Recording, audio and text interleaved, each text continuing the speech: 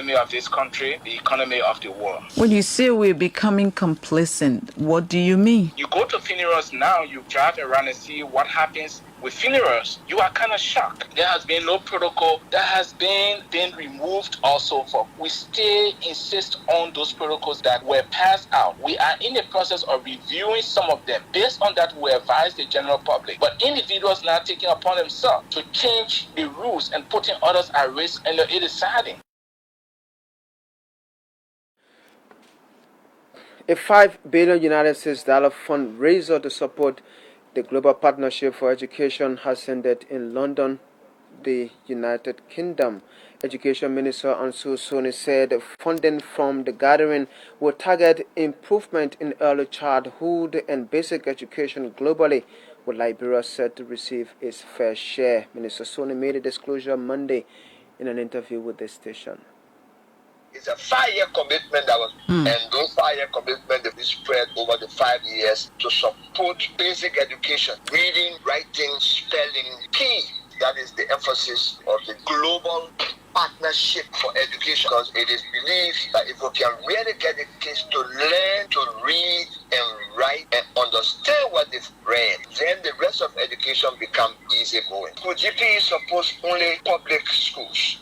It's assumed that private schools are tuition driven. GP private is to support government to support public schools so that the majority of the kids will have access to school at no real fee or no tuition. Can you tell us how much was raised? The target for the fundraiser was $5 billion. In another development, the Education Minister has confirmed that 8 out of the 9 staff of the West African Examination Council WAEC died in that ship disaster earlier last week. WAEC had 9 persons registered to go to Kipamos, Grand Chile, Grand Cru, and River G. 2 each with 1 general supervisor. Of the 9, 1 person was rescued. The others are considered to have lost their lives.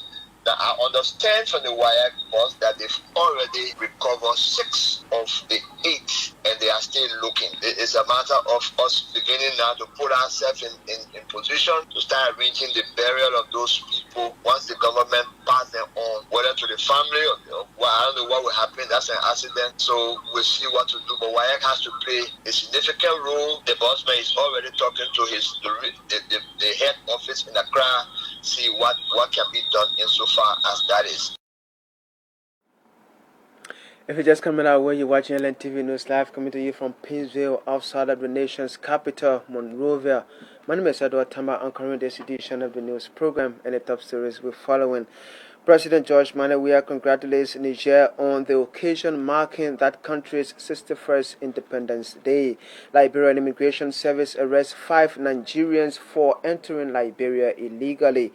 The chairman of the Grand Bassa Legislative Caucus, Representative Vincent Willie, calls for a speedy investigation into the death of a 15-year-old boy in West Statutory District in that county.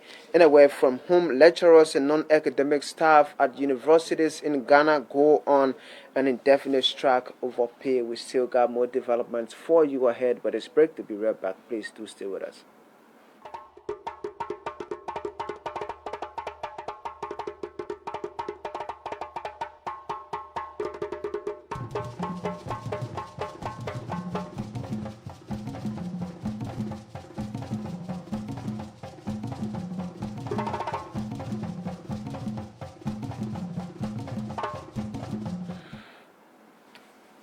The rapid spread of fake news and disinformation online can have profound consequences. It can also undermine the democratic process and sets a gullible society against leaders. It is against this backdrop that Presidential Press Secretary Solo Kebet immediately clarified a reported story alleging that President George Weah owns a sheep or a yacht. ELBC Executive Mansion reporter Vavle Kamara has been reading through the press secretary clarification and now reports.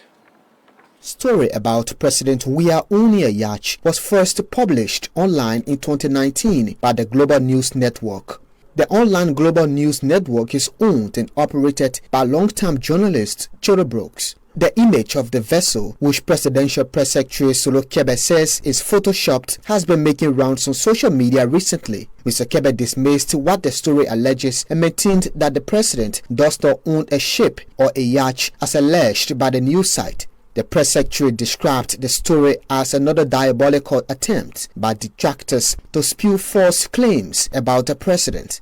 According to him, the publisher of the Global News Network has been asked to retract the story in keeping with the ethics of good journalism. Mr. Kebe hopes Choro Brooks does what he's asked for, but it is unclear whether Mr. Brooks will retract the story. Meanwhile, the press secretary said despite the falsehoods, President Weah remains committed to the functions and duties of the presidency, which is also guaranteeing free press and free expression. Vafle Kamara, ELBC News.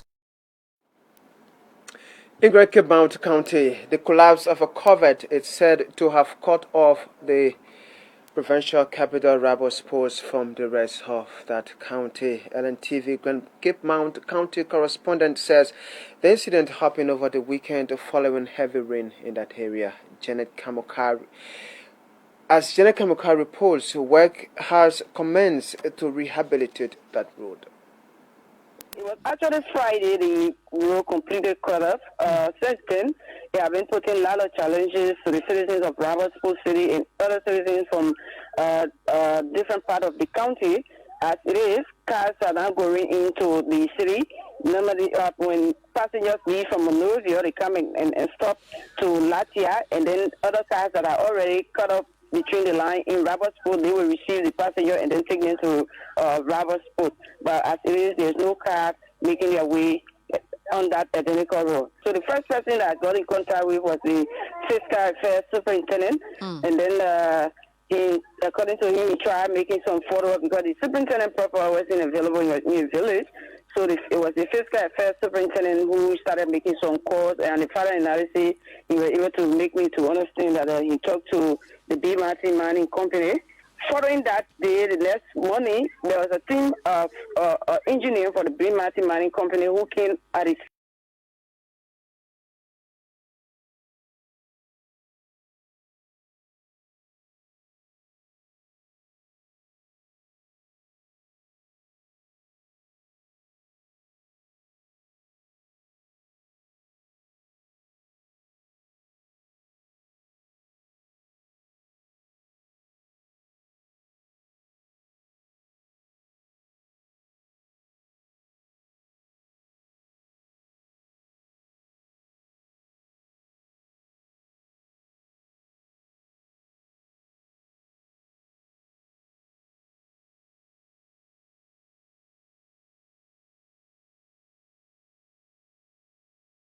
This is from Lofa County Legislative Caucus Chair Senator Steve Zago, who said the protesters acted wrongly. He spoke with TDG Bro Monday. They were wrong to have obstructed the functioning of the superintendent office. That I told them publicly. I told them they were all remedy at law, and we should exhaust all remedy. Even in their wisdom, they want to protest. It should be done orally, because I have told them again and again that when their right stop, another person right begin.